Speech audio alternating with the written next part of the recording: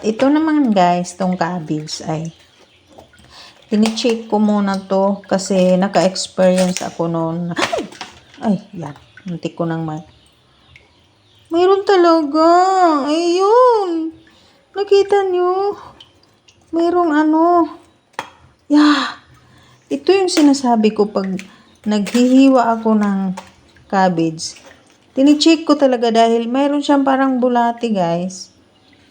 Oh, ayan, oh. Ayan. Natakot ako. Nakita nyo. Ayan, oh. Ayan. Yan ang sinasabi ko. Lagi kong chine-check yung cabbage sa tuwing hihiwain ko. Kasi mayroon talaga siyang guys. Ako, takot ako sa ganito. Pag ganito, takutin ako eh.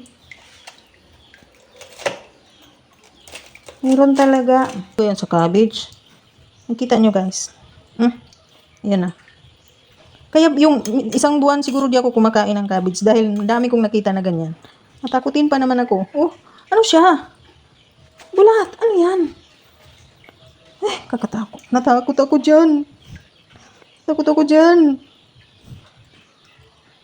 Kita nyo guys?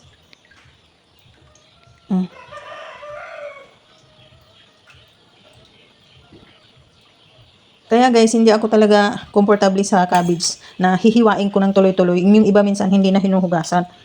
Kasi, kala nila, walang dyan sa cabbage. Pero tingnan nyo.